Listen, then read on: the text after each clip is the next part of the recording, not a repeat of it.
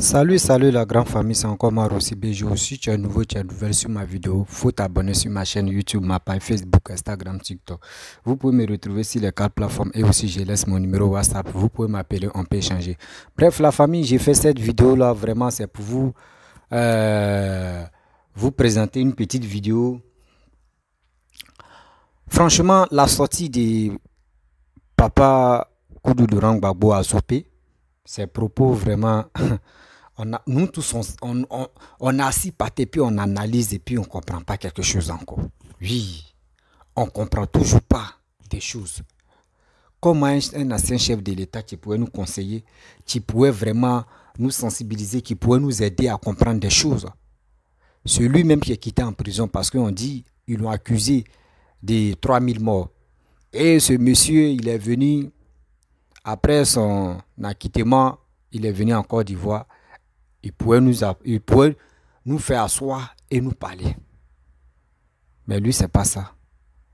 Ceux qui sont en prison, ceux qui ont fait le coup d'État, ceux qui ont parlé des coups d'État, ceux qui ont parlé de désobéissance civile, ceux qui ont parlé de dire on va faire asseoir telle personne, on va lui parler, on va lui donner des conseils, tout ça là.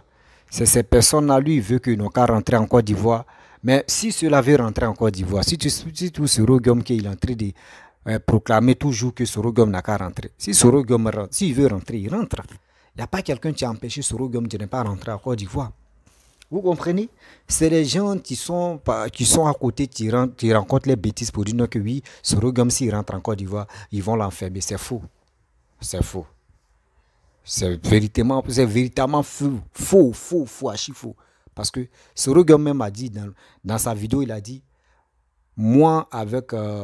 Papa Ado avec Alassane, il n'y a rien. On s'entend très bien, on se communique et on est toujours en contact. Mais le problème, ce qui te pose problème, c'est ceux qui sont autour de lui qui ont le manipuler matin, midi, soir.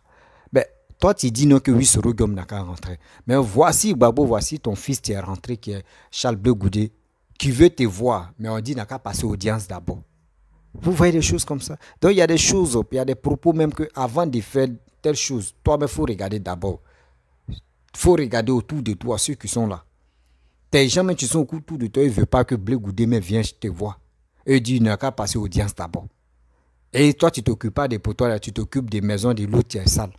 C'est des choses, moi, je ne comprends pas.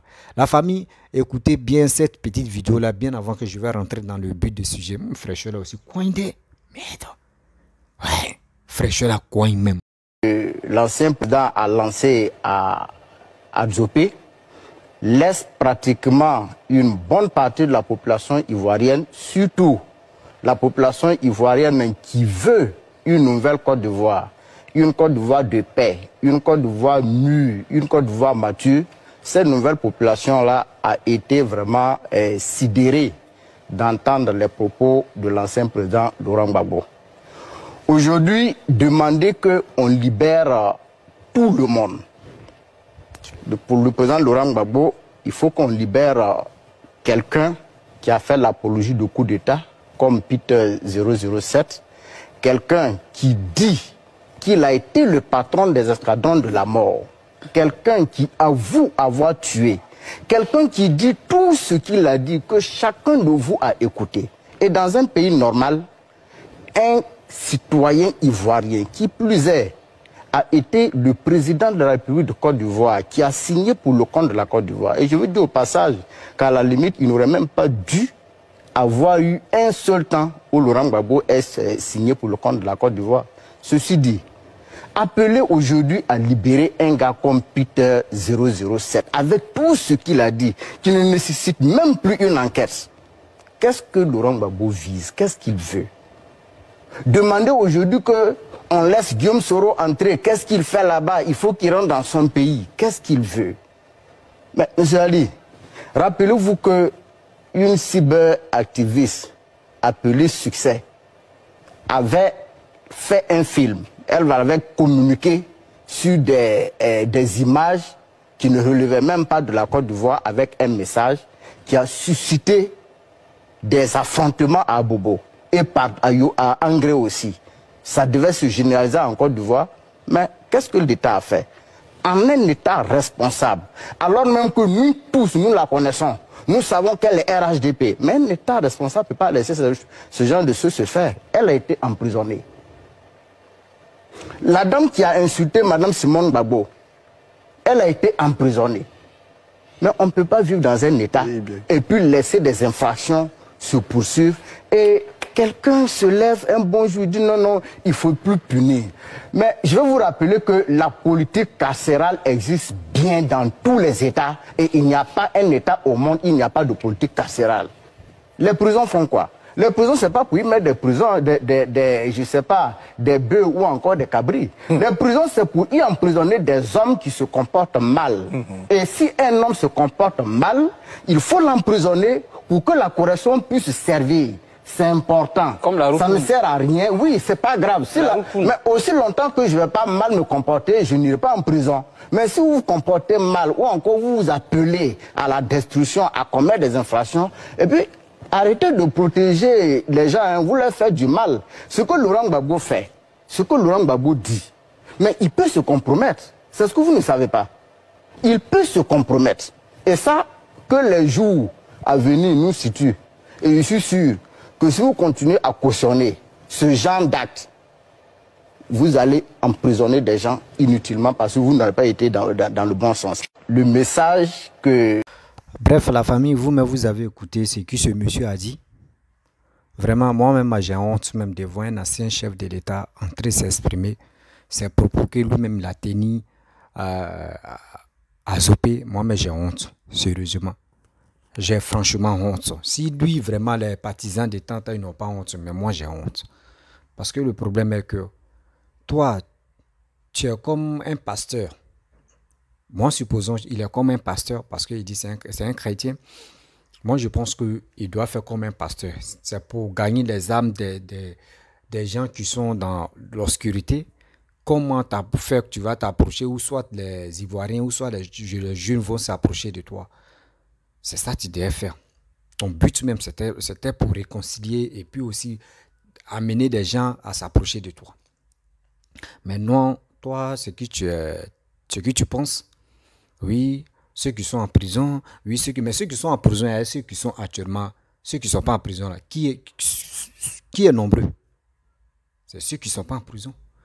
Mais comment faire convaincre ceux qui ne sont pas en prison? Parce que si on dit les élections, ceux qui sont en prison, ils ne peuvent pas voter. Ils ne peuvent pas voter. Moi, la seule chose que j'ai dit à ces, comment dirais-je, à ces politiciens-là, s'il vous plaît, mettez un peu d'eau dans votre verre. Et prenez au moins la peine de venir sensibiliser la jeunesse, surtout la population ivoirienne. Pourquoi je dis ça? Parce que vous-même, quand on voit les activistes qui vous défendent là, il n'y a pas quelqu'un qui va se lever pour venir parler des conneries, et qui vient parler des conneries plutôt, qui vient parler des conneries sans même sensibiliser la jeunesse. Regardez Maman Aïcha.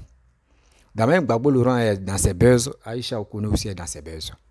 Je ne sais pas si les deux là s'attendent très bien avant de faire les buzz. Je ne sais pas ce qui se passe. Parce que quand Laurent Gbagbo était en prison, bien avant que Gbagbo Laurent, papa de Laurent Gbagbo va mettre ses pieds en Côte d'Ivoire, remarquez très bien. Vous allez dire non que oui, j'ai raison. Aïcha Kone était dans son coin.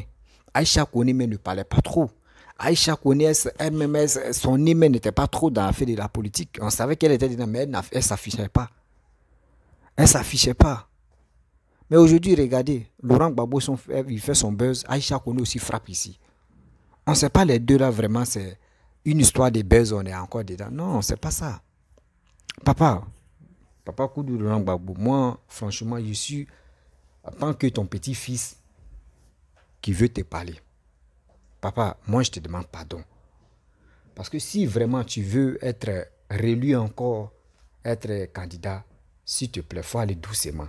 Et quand il dit qu'il faut aller doucement, des trucs inutiles où on dit oui, libérer les prisonniers, libérer ceci, libérer cela, là. Il faut enlever ta bouche dedans. Il faut enlever même, il ne faut pas trop parler de ça.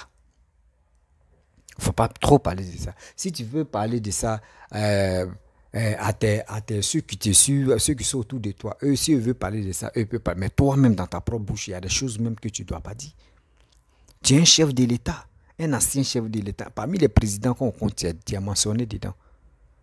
Mais tes propos, tes dit même, font que non, nous-mêmes, on va plus te... nous, on se pose des questions, on dit, attends, c'est lui là, tu nous as dirigé pendant 10 ans. C'est lui là, tu nous as dirigé pendant 10 ans. Souvent même, on est là et puis on se pose des questions, on dit, mais on donne raison aux gens qui ont fait la rébellion.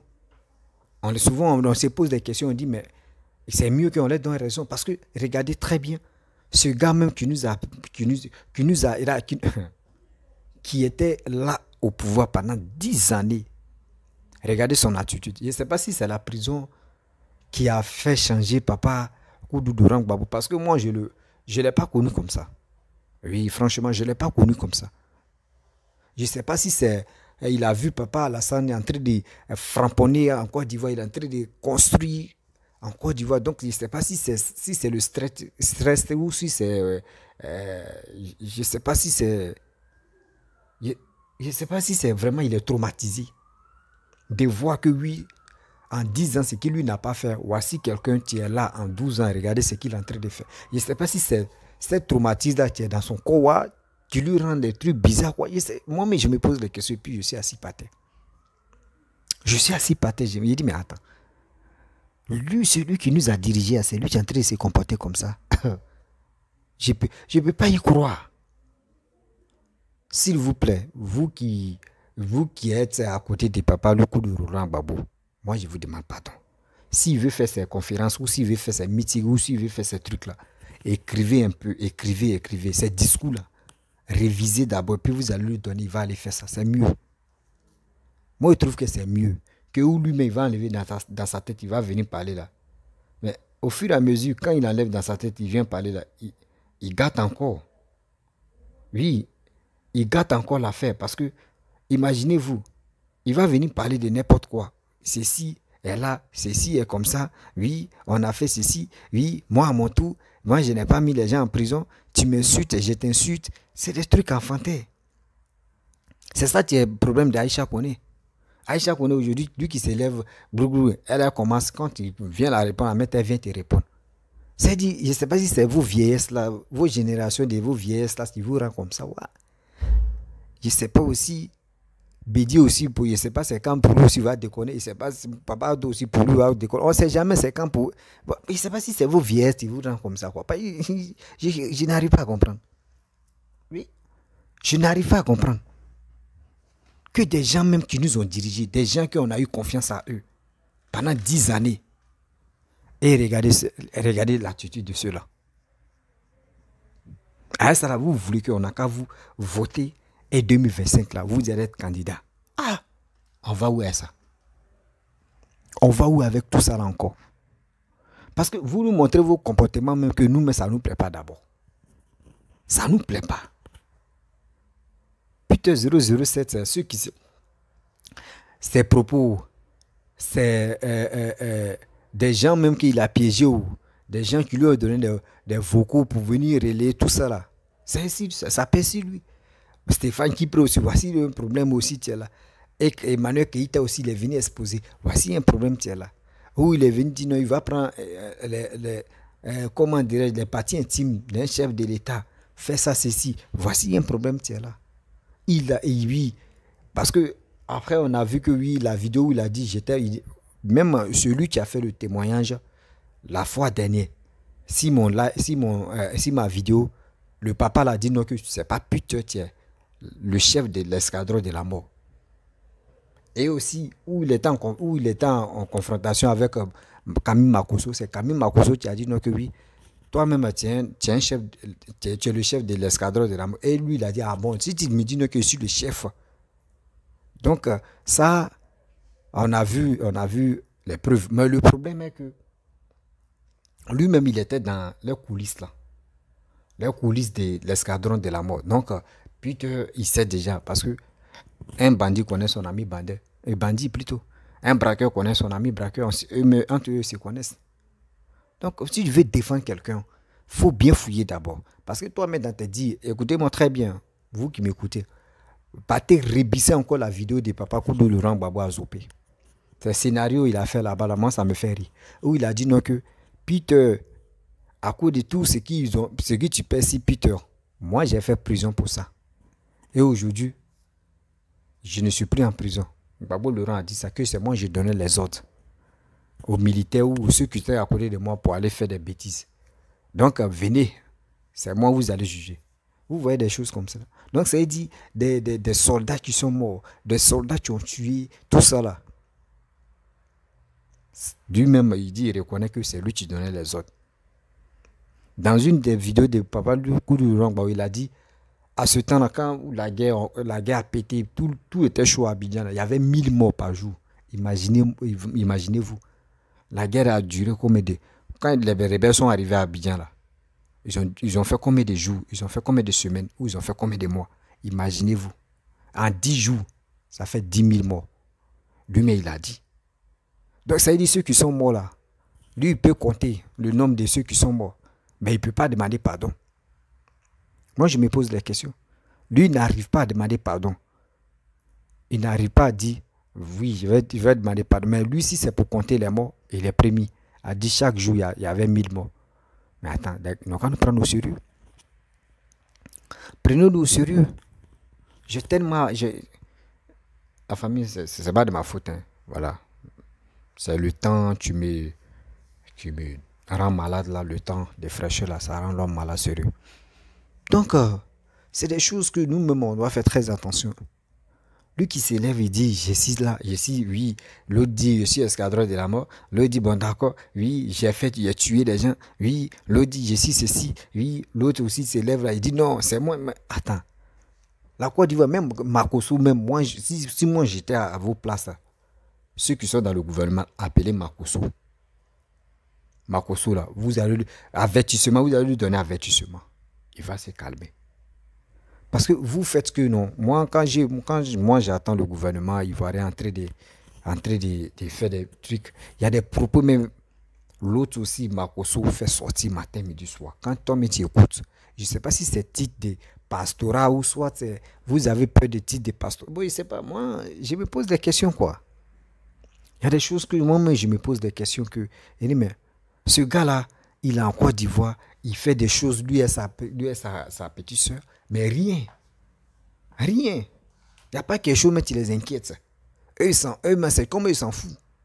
Que c'est nous on gouverne, c'est nous on dirige, c'est nous on donne les ordres, c'est nous on prie pour ceux-là. Bon, je ne sais pas si vous êtes dans le même couloir là, dites-nous la vérité en même temps. Donc ceux qui ne sont pas dans le même couloir que vous les traitez de mal. C'est pas bon. Quand vous voyez que quelqu'un même est en Côte d'Ivoire, vous avez, elle-même le monsieur a souligné, il dit même succès. Succès a dit des propos. Et aujourd'hui, regardez comment ils ont tué la Auchan. Il y a des paroles qu'on ne fait pas sortir. Il y a des paroles qu'on ne fait pas sortir.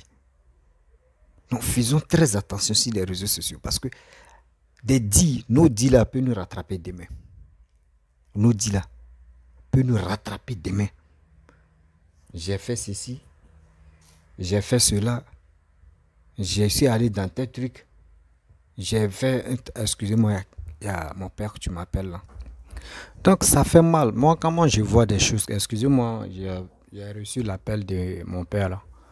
Donc ça fait vraiment mal quand je vois des choses, le comportement d'un ancien chef de l'État, ça me fait mal. Comment quelqu'un peut se comporter comme ça? Quelqu'un qui a ses facultés en place, il réfléchit, il raisonne très bien. Mais tu vas t'élever comme ça, tu vas dire des propos vraiment négatifs. Moi, j'ai honte. J'ai mal, j'ai honte. S'il vous plaît, ceux qui sont autour de Papa Laurent Gbagbo, je vous demande pardon. Je vous demande pardon. Ayez le courage de lui dire la vérité. Oui, parce que quand c'est comme cela, nous qui sommes ces petits-enfants, sur les réseaux sociaux, on peut lui manquer de respect, on peut dire des choses, oui, il est ceci, il est cela. Quand c'est comme cela, c'est pas gentil.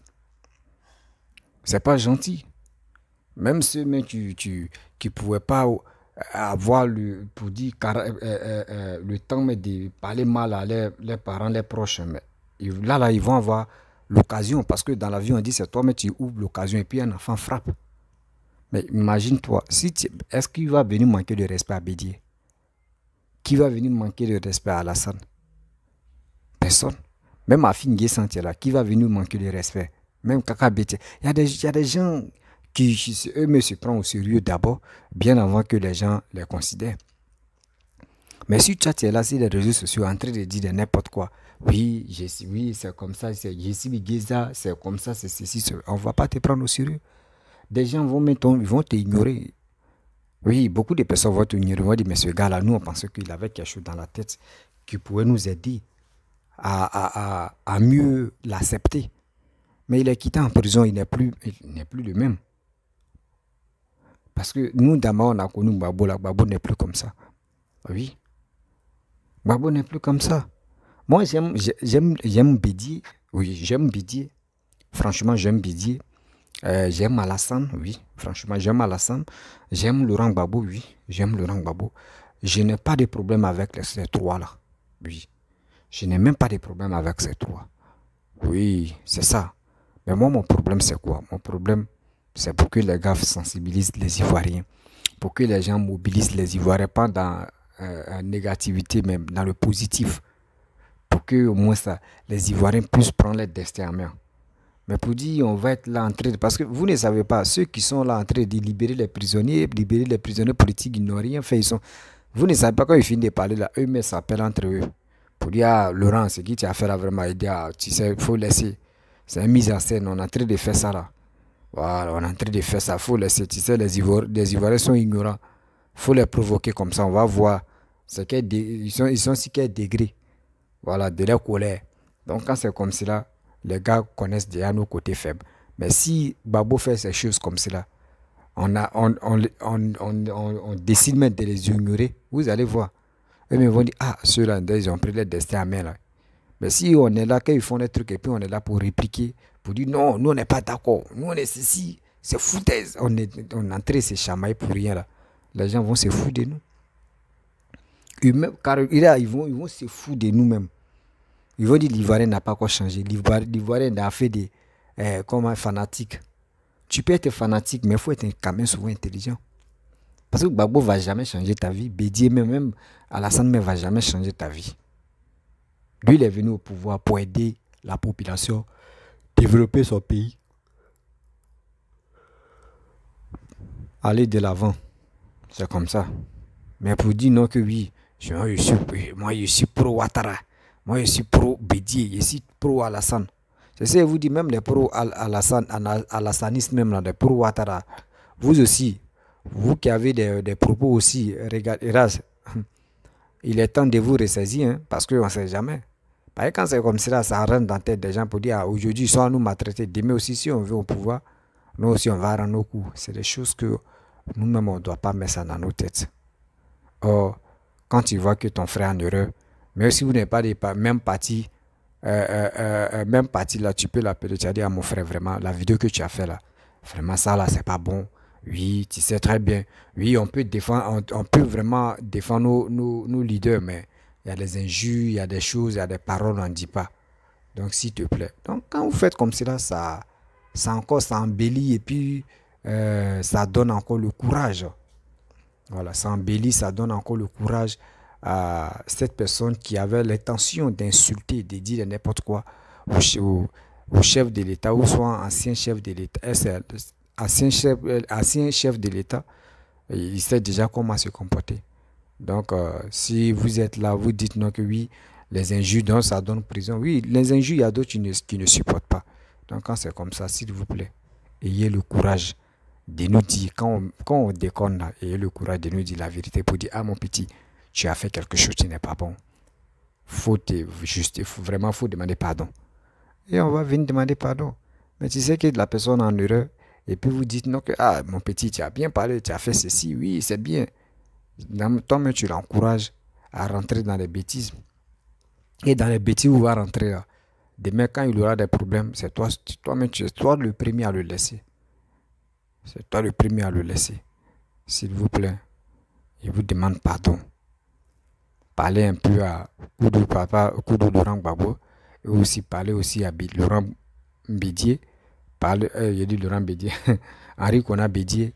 Parlez aussi à Papa Ado, voilà, Alassane Ouattara.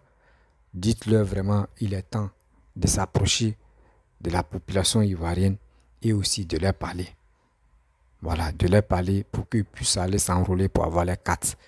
Parce que division là, vous Vous êtes à l'aise. Le jour si c'est chaud là, vous quittez le pays facilement. Et nous qui sommes là, c'est pour nous c'est compliqué. Donc franchement, je vous dis merci de m'avoir écouté.